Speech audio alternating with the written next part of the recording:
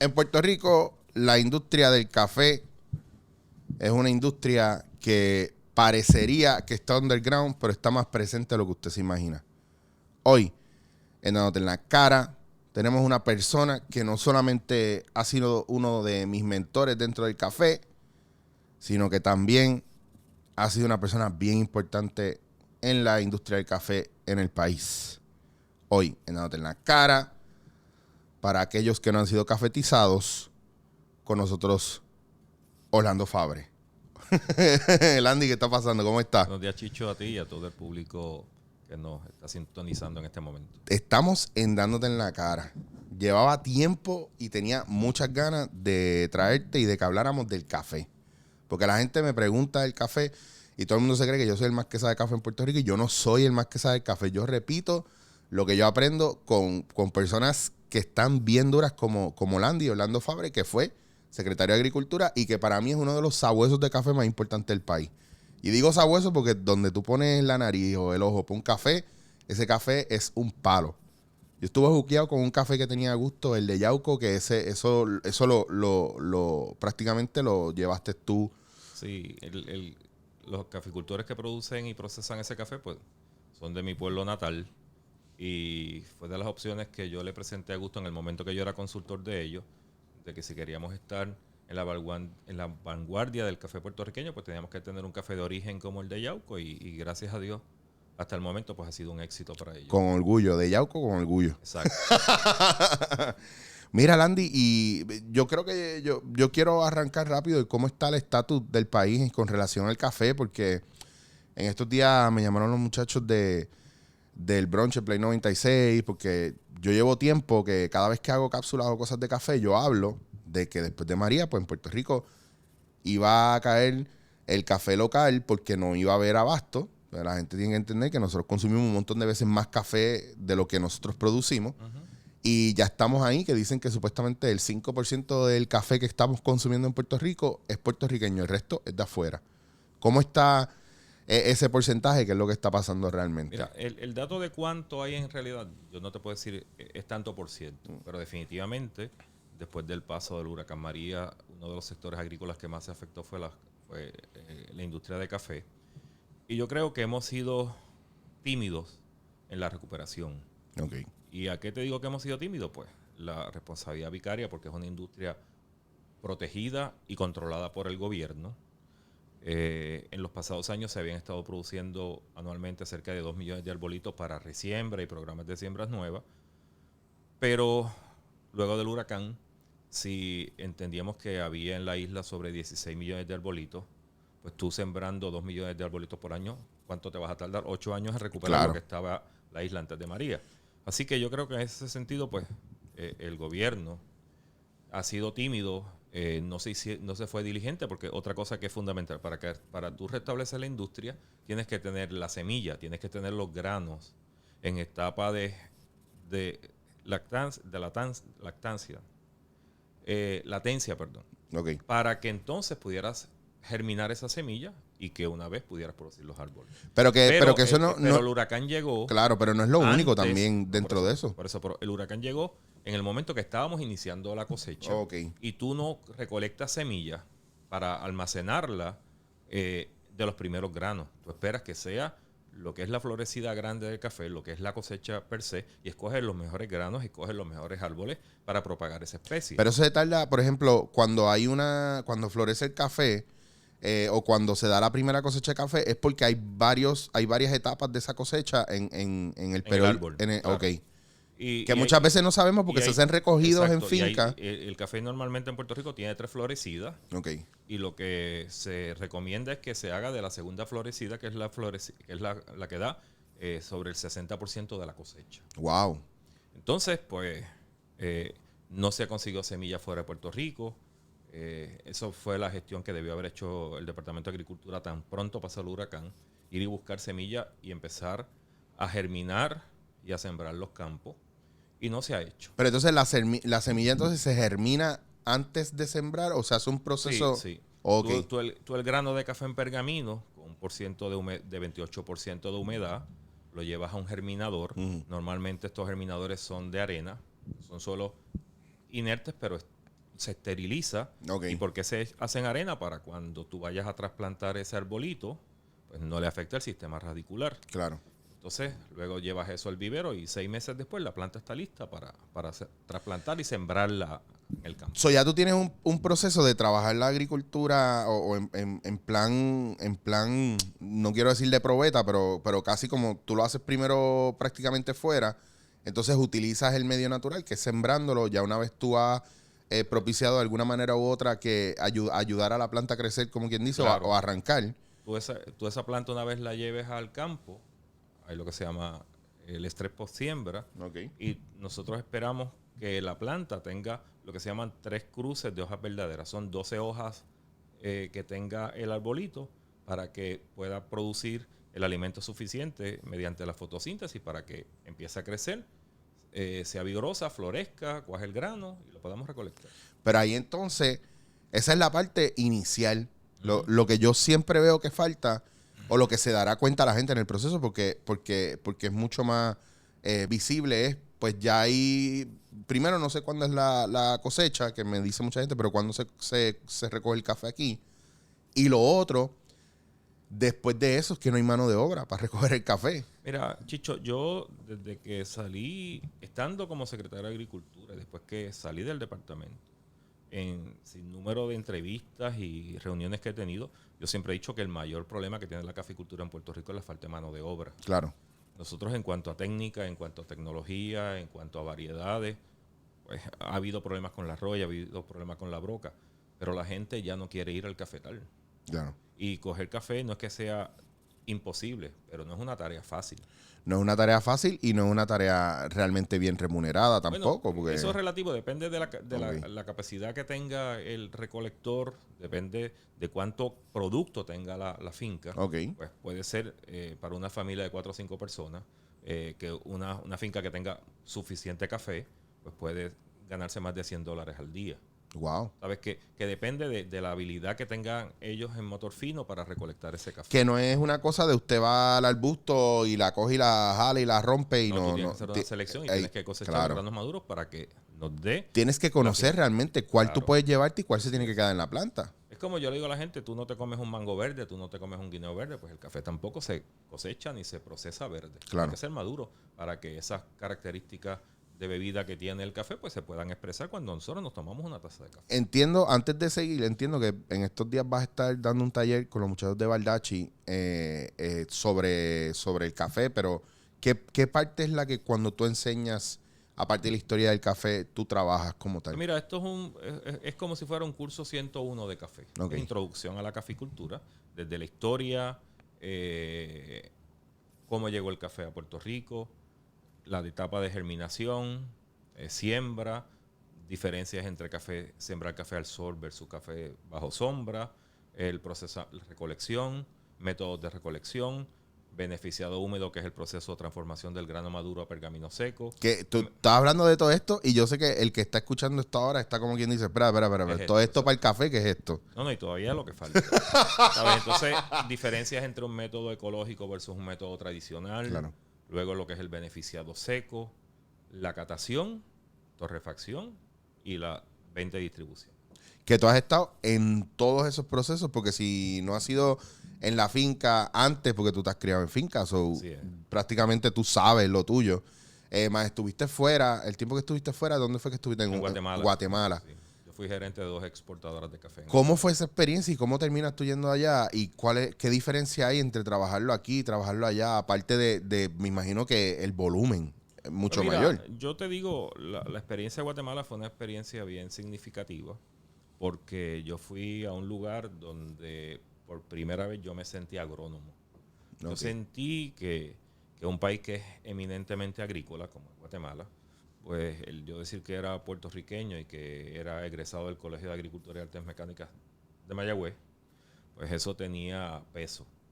Y por la empresa que yo empecé a trabajar, cuando yo estuve en los años de gloria de Yauco Selecto con don Quique Jiménez, Ignacio Pintado, Roberto Atienza y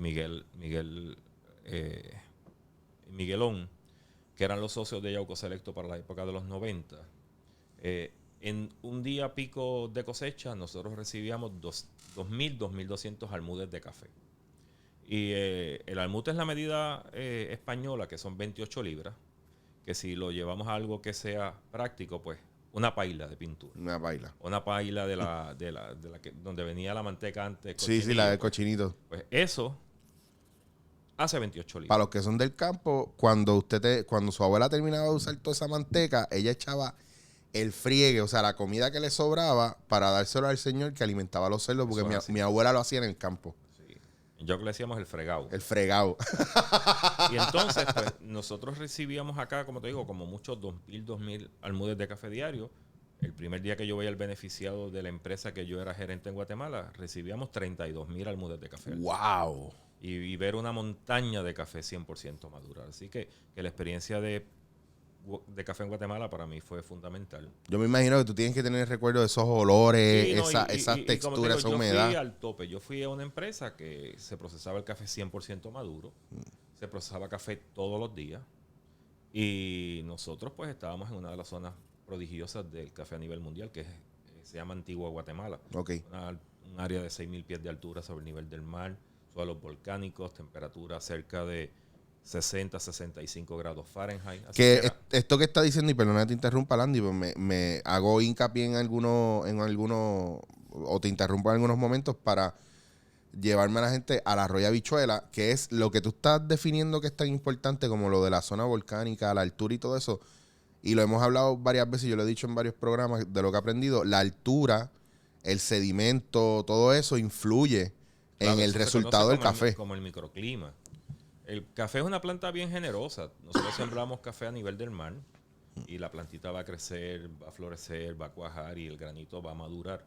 Pero cuando llevamos ese café de la playa a la taza, pues estamos tomando agua caliente con color. Sin embargo, si esa misma plantita, esa misma variedad, una hermana la llevamos a la montaña, pues vamos a ver la diferencia donde el café va a ser más denso, el grano más grande, y cuando lo tostemos va a tener más aroma y cuando lo colemos va a tener más sabor.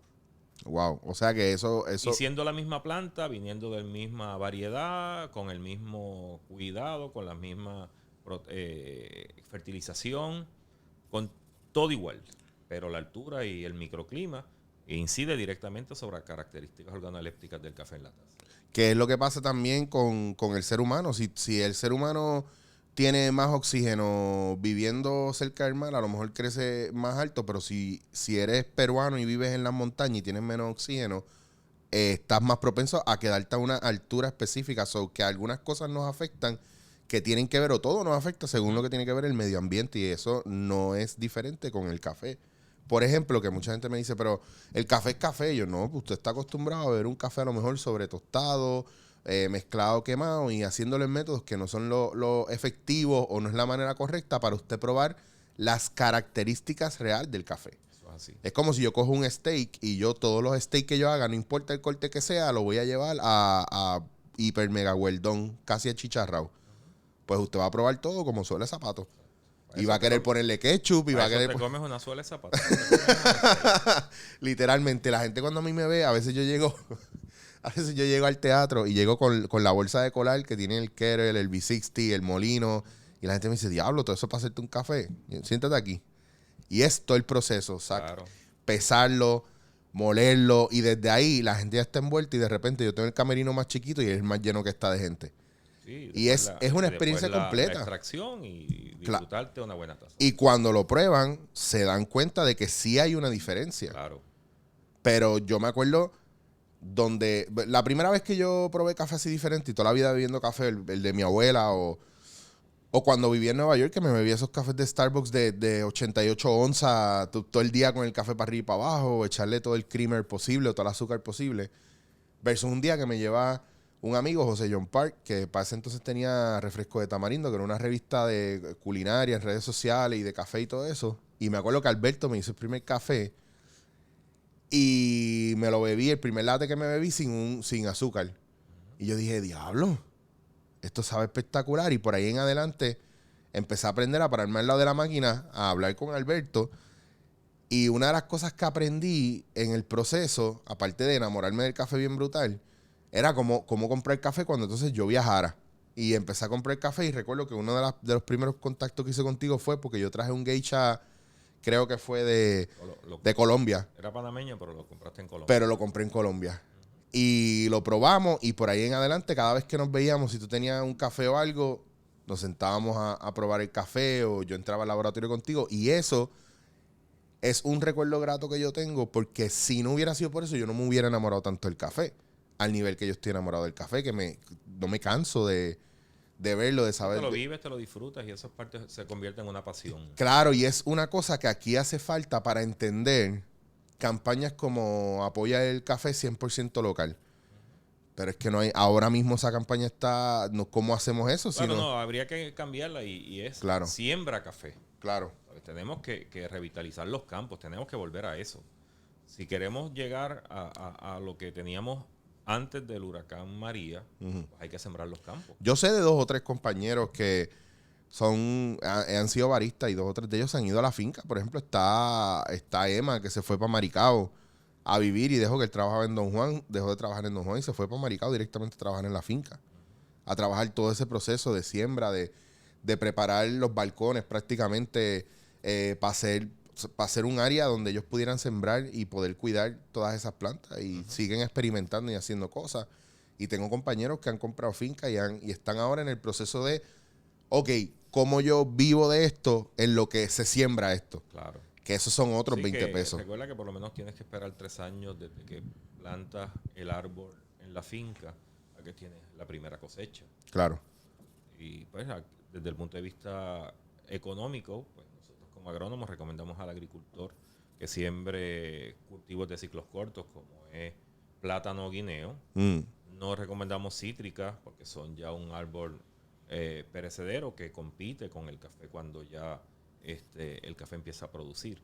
En un momento dado en Puerto Rico se acostumbraba mucho a intercalar el café con cítricos y con plátano y guineo, pero en cultivos intensivos pues nosotros recomendamos que no se intercale con nada, que solamente sea café para que obtengamos una mayor producción y una mayor cosecha. ¿Dónde realmente en estos momentos estamos escocotados en el país a nivel de café? ¿En qué parte de la industria es la que realmente está impidiendo que se desarrolle? Te digo, por ejemplo, que faltan más agricultores, que falta más... Sí, yo creo que hace falta un esfuerzo... Deja ver cómo digo esto, que a veces uno no hiera susceptibilidades. Ay, mijo, estoy dándote en la cara y aquí todo el mundo sale lastimado. Si el gobierno, el Departamento de Agricultura, interviene directamente con la industria, la regula, entonces tiene que proveer los mecanismos para que haya las plantas, los arbolitos, para que se pueda sembrar. Ok, si ellos me dicen... eso no pase, pues entonces es bien difícil. Por ejemplo, yo mi última experiencia laboral que había tenido con una empresa, yo tenía terreno preparado para sembrar 35 cuerdas y solamente pude sembrar 10. ¿Por qué? Porque no había árboles para sembrar. Claro.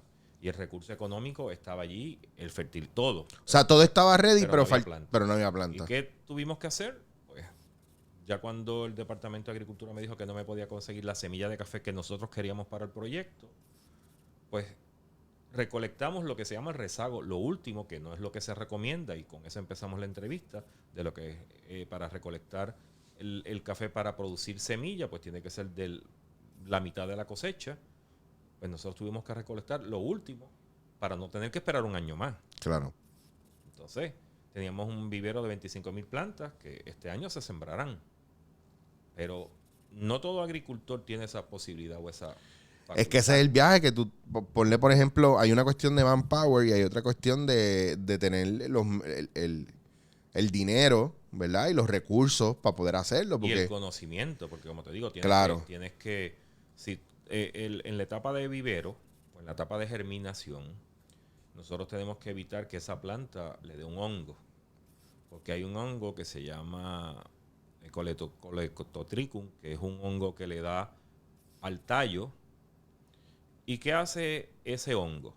Pues la planta empieza a crecer, tú no ves ningún problema, pero ese hongo destruye lo que son los haces vasculares de la planta. Okay. En arroz y habichuela, el sistema vascular, en nuestro caso son venas y arterias, en el caso de las plantas, son xilema y floema.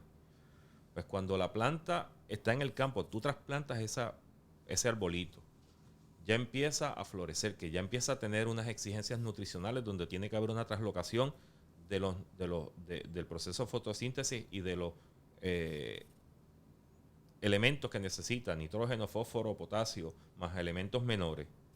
Pues no hay translocación porque el hongo le destruyó los haces vasculares. Claro. Esa planta se va a secar. Ya. Y si tú no tienes el cuidado en la etapa de germinación, que es donde aparece el hongo, no lo vas a ver hasta que siembras la planta. Y perdiste el dinero porque estuviste cuidando una plantita que cuando la llevaste al campo no te produjo. O cuando vas a trasplantar no tienes el cuidado de evitar que la raíz pivotal, que la raíz principal, no se doble. Y se llama lo que es el famoso cuello de ganso, que es que la raíz se dobla así, ¿verdad? Y cuando esa raíz necesita empezar a profundizar, pues no lo hace porque está virada. Dobla. Uh-huh. Y la planta se va a morir también. ¿Sabes qué? Que hay unas cosas que hay que hacer con sumo cuidado en la etapa de germinación y de vivero que no todo el mundo la sabe hacer. Y que no todo el mundo sabe porque la gente afuera lo que sabe es beberse la taza de café y ya está. Y o hay o no hay. O no, yo me bebo este café porque es el de aquí, pero no es de aquí, no lo están sembrando aquí, lo están trayendo de afuera. Ok, ¿y por qué no siembran más café aquí? Y ahí está, entonces tú explicas eso y la gente se queda, y entonces pues tiene que haber un esfuerzo para reforestar, para volver a lo que era Puerto Rico antes de María. Y hasta que no tengamos eso, pues ¿cuánto tiempo nos va a tomar? Pero entonces, 8 años, 9 años. Y aparte de las plantas, ¿qué nos falta? ¿Tenemos agrónomos suficientes para esto? ¿Tenemos espacio suficiente para esto? ¿Tenemos fincas para eso? Yo creo que sí, mira, tanto el Servicio de Extensión Agrícola, el mismo Departamento de Agricultura, la Estación Experimental, los recursos de técnicos los hay, más caficultores experimentados también. Me imagino que están saliendo más. Pero si no tenemos la planta, y después no tenemos la fuerza laboral para trabajar, entonces se hace bien cuesta arriba. ¿Qué tipo de planta o dónde se consigue la planta que nosotros necesitamos? O sea, es una planta, perdona la limitación de no hablar de alguna planta específica, pero en general una planta arábica normal porque yo sé que cuando nosotros venimos a probar café, a veces dice que si Borbón, que si Caturra, que si... ¿De esto estamos hablando o hay una cosa más simple de lo que es arábica versus la otra que es robusta? No, tiene que ser café arábica. Okay. El café que tiene las mejores características de bebida. Pero el método que se ha utilizado en Puerto Rico es que el gobierno contrata a unos agricultores que se llaman ahí contratantes de viveros. Uh-huh. Ellos germinan, trasplantan y hacen crecer la plantita para que entonces se pueda llevar al campo. Ok, eso hace falta este primer proceso. Exacto, donde se consiga la semilla, se haga el contrato con estos agricultores, que ellos produzcan el arbolito y que esos arbolitos se puedan trasplantar o llevar al campo. Claro, y eso es lo que ahora mismo, a lo mejor aquí es lo que está faltando. Sí. Porque tierra debe haber, todavía deben quedar 2 o 3 fincas que puedan tener eso. Oye. Y aquí hay gente, porque aquí hay fincas, qué sé yo, por decir por así por encima, tú sabes, tú tienes que ir a Matei, tú tienes San Pedro, tú tienes Nativo, tú tienes un montón de fincas más, incluso Puerto Rico Coffee Roasters y otras fincas. Si tú llegas a pensar que en un momento dado, nosotros el año pasado, yo no tengo el dato exacto, pero yo digo que no se cosecharon más de 10,000 quintales de café. Wow.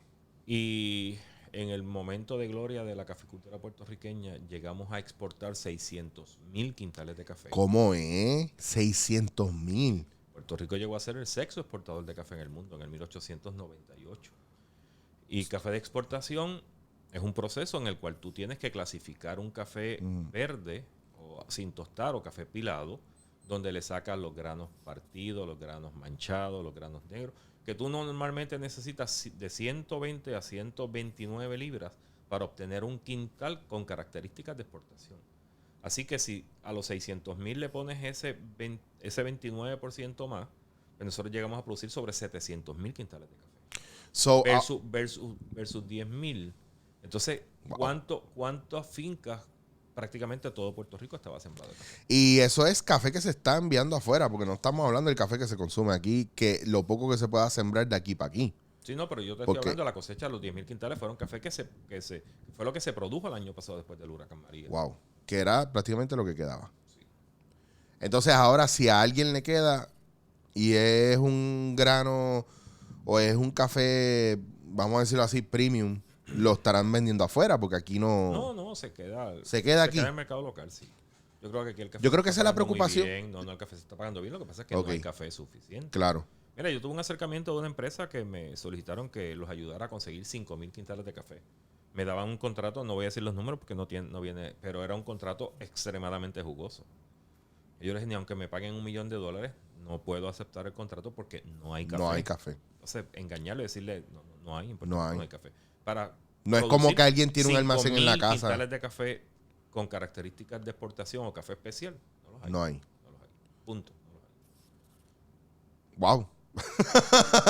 Bueno, pero eso es lo que a lo que queremos. Y que hay el espacio para hacerlo, pues claro que hay el espacio. Yo siempre tengo esta pelea con bueno, no es una pelea, es como esta cuestión de la gente no, yo voy a apoyar solamente el café de aquí, no, que ese café lo traen de afuera, no, que yo pienso, la gente nunca se ha dado cuenta que siempre han bebido la mayoría del tiempo café de afuera o café mezclado. Porque los top brands de café de aquí o que la gente consume son mezclas. Oye, ojo, que no está mal, que usted tiene que entender que nosotros consumimos más café de lo que producimos desde hace un montón de años atrás. Sí, la última cosecha sí significativa fue en el 1986 que se recogieron 286.000 quintales de café. So, tú me estás diciendo que llevamos aproximadamente 40 años, Casi. más o menos, 40, 33 años. 33 años, ok.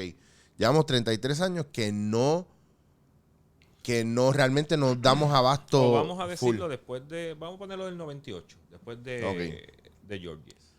Ah, claro. Georges afectó significativamente a la caficultura. Claro, y eso hay y ahí un... entonces empezó. Hortensia afectó, pero no fue tanto. Pero yo sé que hay un documental que es de Georges. Pero Georges definitivamente por ahí afectó mucho el café. Hay un documental que se llama Semitostado, creo que es, que habla de eso, un chamaco, no sé cuán super legit sea, pero... No lo he visto, pero sí yo te puedo decir que caficultores que eran caficultores de tradición, caficultores que eran caficultores de avanzada, después del huracán Georges, cobraron el seguro y dijeron no vuelvo. Claro, y muchos de ellos también que no recibieron las ayudas necesarias a tiempo para poder poner en pie su finca, y entonces era el problema de segundas y terceras generaciones, que quién se hacía cargo de la finca. Claro. Porque el viejo estaba tratando de sacar al hijo a que no se quedara en la finca. Pero entonces el nieto quiere retomar la finca porque encuentra este amor por la finca, pero la finca ya no está. Claro. Entonces es ese dilema y es esa cuestión. ¿Podemos hacer una proyección de en qué momento se recupera la cosa o qué pasa? Te digo más o menos 3 años. Si no viene otro mayor huracán, porque estábamos asustados con Dorian. Si Dorian hubiera pisado aquí. Pues mira, Dorian, los vientos de tormenta, pues hubiese afectado, pero no tanto como afectó Georges o María. Pero sí estamos a expensas de eso. Estamos en el trópico y los huracanes, nosotros no controlamos eso, ¿verdad? Pero si en condiciones normales, fuera de que no haya ningún evento climático que nos afecte, pues en 3 años nosotros debemos más o menos estar produciendo 20 o 25.000 quintales de café especial que entonces pueda dar abasto al consumo de lo que tenemos en Puerto Rico y de lo que la gente está queriendo y la gente espera. Ok, so por ahora el truco es que todo el mundo siga apoyando igual el comercio local de café, claro, porque la realidad es que uno no puede quitarse o ponerse en huelga de, pues no va a haber café porque no hay café en Puerto Rico, no, porque... No, y óyeme, y tú viajas y en los países hay cafés locales que son espectaculares, claro, procesados en Guatemala, en Costa Rica, en Colombia, en Brasil. Entro contigo al dilema del café verde aquí, poder, bueno, por encimita, sí. Que mucha gente no sabe que en Puerto Rico, pues agricultura le hace una subasta cada cierto tiempo a quién va a ser el que le traiga café a la isla para bregar con esa demanda de café cuando no hay café. La insuficiencia de café que hay. Exacto, pues agricultura hace la subasta y el mejor postor, pues a ese es que se le va a comprar el café y se llenan los almacenes y La persona... El factor compra al gobierno y le suple al consumidor. Exactamente. Entonces, ¿qué pasa? Que ese café tiene que ser semitostado. Ese café no se puede traer verde. Punto. ¿Por qué? Para evitar... Un control fitosanitario. Ya está. Y eso, nunca se va a enmendar esa ley. Eso es porque Hawái lo hace. Yo llevo ya desde que yo salí de la secretaría, ¿por qué yo no empujé que se empezara a traer café verde? Porque todavía a Puerto Rico no había llegado la broca, que era un insecto que perfora el grano y sí daña el café. Y por eso no se ha traído. Pero después que está aquí la roya y está la broca, pues yo creo que ya llegó el momento de que se debe empezar a traer café verde a Puerto Rico. No seguir trayendo café semitostado. Para que entiendan la diferencia entre un café verde que lo tostes al momento y un café semitostado, pues tú no compras en el supermercado ningún corte de carne, llegas a tu casa, prendes tu método de cocción, sea horno, estufa, lo que sea. O plancha o barbecue, lo sellas, lo congelas y al mes lo sacas y lo terminas de cocinar. O sea, imposible. Porque si tú haces eso, pues lo que te vas a comer no es una suela, eso es, no hay forma, eso no va a tener ni sabor ni nada. Dañaste la carne. Pues el café se semituesta en el país de origen, tarda 2 semanas en llegar a Puerto Rico, 1 semana en lo que llega a Adjuntas, otra semana en lo que llega al torrefactor, se tuesta. Entonces, eso es lo que estamos haciendo. Que en un momento, cuando no había esas plagas, pues yo entendía la razón. Pero ya que están las plagas aquí, pues mira, debe empezar con el café verde. Y eso redundaría en 2 cosas. Primero, en que traeríamos un café de mejor calidad y que más personas o más países podrían participar en la subasta. Claro. Porque el factor limitante de semitostar, por ejemplo, yo hace 5 años estuve en Brasil y se me acercaron unas personas, mira, ya que contáctanos para ver si nosotros podemos traer café en Brasil. Y en aquel momento se iban a comprar 200,000 quintales de café. Wow. Y Brasil, que produce tanto y que tuesta tanto, me dicen, no hay nadie que pueda parar su proceso normal de operación en una torrefacción para semitostar 200,000 quintales de café. O sea, eso es una locura. Por lo menos Brasil no lo hizo. ¿Qué han hecho las empresas que ofertan y venden café a Puerto Rico? Pues han montado una torrefacción exclusivamente para semitostar el café de aquí. El café y enviarlo a Puerto Rico. Esa parte yo no la sabía y eso está brutal. Claro, si me estás comprando todo el café a mí, pues me vale la pena yo invertir en comprar la máquina de tostar el café y tostarte el café que tú necesitas. Eso es así. Y la gente muchas veces yo creo que la gente no entiende que el tueste es parte de la receta y es bien importante para esos perfiles de café también. Definitivamente. Porque hay una curva, de la misma vez como el steak, hay una curva de tueste. Y si nosotros agarramos una muestra de café y le damos 3 tuestes distintos, vamos a tener 3 sabores y 3 cafés completamente distintos. Y eso está espectacular. Eso es una de las cosas que a mí me vuela la cabeza cuando yo me siento al lado de alguien que está tostando y está haciendo las curvas de la máquina, con la computadora está viendo los porcentajes de humedad, la subida y bajada de calor, en cuánto tiempo sube, cuánto tiempo baja, más allá de cuando escuches el primer crack tú sabes que son cosas que hay elementos de antaño, de cuando se hacía a ojo, como quien dice, y hay elementos de ahora tecnológicos que hasta ahí dentro te miden la humedad para ver cuánto está botando, cuánto está recogiendo, cuánto está... O sea, eso es una cosa espectacular. Y después el proceso de gasificación del café, porque el café libera CO2 y tú tienes que darle un reposo para que entonces el café se balancee y entonces te dé mejor sabor. Y el factor que mucha gente no sabe, depende también de dónde sea el café. Claro. Es lo que, porque hay gente que yo he visto coger un café etíope y hacer un full city ahí, tostarlo lo más oscuro posible y destruir un café que yo a lo mejor he probado en otro lugar y sé más o menos la característica de ese café. Bueno, nos pasó a nosotros con el geisha. Recuerda que yo recibí una muestra de una familia de Panamá y después ellos vinieron a Puerto Rico, me trajeron una muestra de café verde porque aunque el aroma de aquel café era espectacular, pero a mí el sabor en taza, pues, no era lo que yo esperaba. Sí, no llegó a... Pero ellos me trajeron la muestra, yo la tosté con el tueste que yo quería y el aroma espectacular a blueberry que tenía aquel café se perdió. Claro. ¿Tú te acuerdas de eso? Claro. Entonces, pues, entendí por qué me acuerdo de uno de Guatemala, me acuerdo uno que tenías uno hasta de Kenia, tú tenías muestras de un montón de sitios y eso era lo que a mí me gustaba, que se pudiera hacer esa rueda y catar ahí en esa rueda, o sea, poner los diferentes... Ver las diferencias, ver los claro, matices de los sabores. que tú no catas café colando el café y probándolo normal, o sea, hay un proceso de catación. Y eso va a ser parte de lo que voy a explicar en el seminario del 20. Pero van a tener café para catar y tú vas a hacer la rueda, Sí, con más o menos. sí, vamos a hacerlo. O sea, en seco y todo. Eso es parte del proceso. Yo estoy creo que apuntado para ahí. Lo que pasa es, tú vas para... Es finales de mes. ¿Qué fecha? El 28. 28. De 9 a 1. Yo estoy casi seguro que yo estoy ahí porque habían 2 talleres más, ahora esta semana y la otra, y yo no los puedo hacer porque tengo show, pero a ese yo voy a ir para allá. De 9 a 1, pero si... Pero eso se va en nada. Y si el público o los participantes quieren estar más tiempo, ahí estamos el tiempo que ellos quieran. Mira, no hay problema. yo he cogido taller con Landy desde por la mañana y, bueno, fuera de taller, que nos hemos encontrado, yo sabía llegar algún día a gusto a las 8 de la mañana y irme de ahí a las 4 de la tarde. O sea, uno se envuelve. Y se envuelve a un nivel que, porque es apasionante, pues tú puedes hacer las preguntas, Landy va explicando, profundiza mucho y es ir a lo más, a los micro detalles que hay ahí. Sí, a lo básico.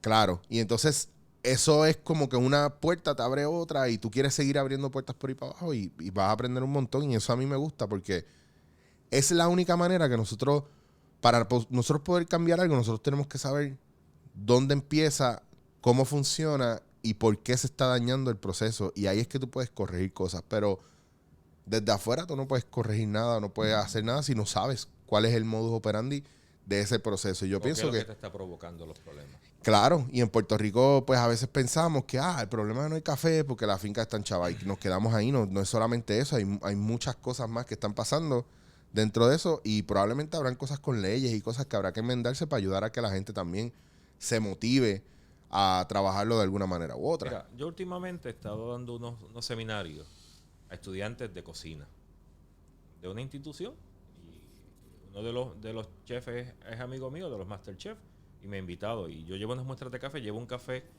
claro y el mismo café sobre tostado.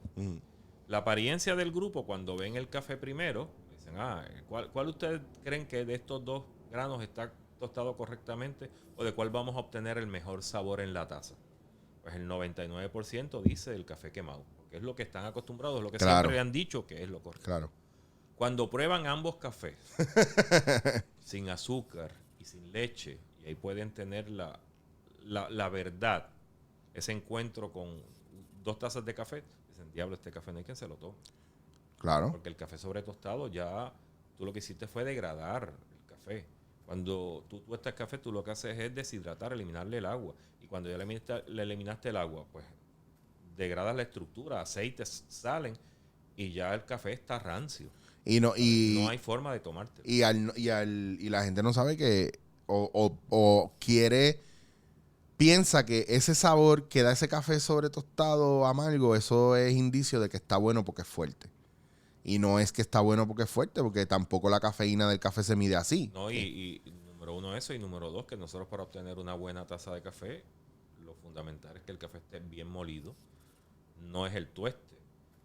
Porque cuando colamos café hacemos una extracción de los sólidos solubles y mientras más exposición del agua al café molido haya, pues mayor va a ser la disolución de sólidos, por lo tanto la concentración de esos sólidos en la extracción va a ser mayor y eso es lo que nos da una taza fuerte, no es el tueste. Claro.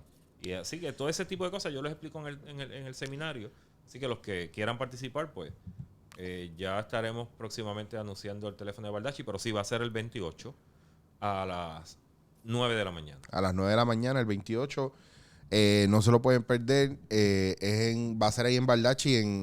Eso es frente a Univisión, al lado del Bellas Artes de Guaynabo. A la escuela, al Museo de la Salsa. Es sí, por ahí ellos están escondidos, pero ustedes pueden ver, vayan a la página de Baldacci de Instagram o en Facebook. Baldacci, también ellos tienen baldacci.com, si no me equivoco. Pero eso yo se los voy a anunciar y yo voy a tener la promo. Lo pueden ver también en mis redes sociales, chichowasier.com o en @chichowasier en Instagram. Eso le vamos a dar duro a eso porque es parte del proceso de concientizar a la gente y que la gente, pues a la hora de ir a comprar un café, más que pensar si es de aquí o no es de aquí, vaya consciente de lo que está comprando, el producto que está comprando. Si tú me dices a mí qué filete yo prefiero, de un filete que venga de Atillo versus un filete que venga de Argentina, yo no sé, yo me lo voy a comer, que me lo prepare y me va a gustar más el que me preparen, pero ¿quién sabe de eso? Los expertos. Y no es que uno es bueno y uno es malo, porque no es una cuestión de demonizar. Es una cuestión de entender dónde estamos ahora y por qué se está haciendo lo que se está haciendo ahora. A mí me gustaría ver que de la misma manera de cuando yo viajo, yo compro paquetes de café a 20 pesos en Nueva York, por ejemplo, o en Chicago, o en Portland, porque hay un montón de compañías que hacen... O en Barcelona, que hacen microlotes, tienen microlotes y hacen roasting de diferentes países. Pues mira, ¿por qué no lo hacemos aquí? Claro. ¿Me entiendes? Que somos territorio americano, Hawái lo hace y tienen varios coffee shops que hacen eso. Y ya mismo probablemente meten un coffee shop en Alaska y cuidado si no pasa igual. So, tener granos verdes en un momento como este y permitir que la gente pruebe otras cosas de otros países, otros perfiles, es una manera nítida de que la gente también se enamore del café. Cuando Japón no produce café, ¿no? Y yo voy a Japón, o yo he ido a Japón, las veces que he ido a Tokio, en Kioto especialmente, tú vas por una calle que son todos gente haciendo pour over. Y son todo el mundo con V60. Y pagan $40 por una taza de café sin problema. Yo pagué una taza de café y era de Guatemala y pagué 9 pesos por literalmente 8 onzas de café colado al momento. El tipo sacó, pesó, o sea, yo te diría que 10 gramos o 9 gramos, 8, una cosa así absurda, lo hizo ahí al momento y dio exactamente por una taza de 8 onzas. Y por eso pagué $8. Y no es como aquí y la libra tiene 454 gramos. Y si le está, ¿cuántas tazas está haciendo? 45 tazas. ¿Ve? A $9. Dígame si no es negocio. Pues claro, entonces, pero es una cultura que entiende que ellos no tienen eso, por ende, lo valoran más porque hay gente experta en eso y Japón es uno de los mayores consumidores de té. Y ahora el té se va a los puños y la pata con el café. No, y tú tienes los italianos, que son los maestros de la extracción y de las máquinas de espresso. Italia no tiene café. La gente, un café italiano. Ellos, la base y todas estas empresas, ellos compran café en el mundo, lo tuestan, porque también tienen sistemas de tueste. Ya está. Pero han desarrollado un mercado con lo que es las máquinas expresso, que las máquinas más reconocidas en el mundo son italianas. ¿Ves? Ejemplo. Entonces, es una de las peleas mías que yo digo aquí es que yo creo que nosotros, con lo que nosotros sabemos, también nos podemos ir a las patas con los tuestes. Claro. Por ejemplo, con la manera en la que preparamos nosotros el café y hacemos nuestros inventos acá. Aparte de que no tiene que morir el café puertorriqueño. Lo que pasa es que la gente se asusta como todo. Es como, por darte un ejemplo bien, bien básico. Si gana un independentista, vamos a ser independientes al otro día. No necesariamente, como hemos tenido gobernadores PNP y no somos todavía un estado de Estados Unidos.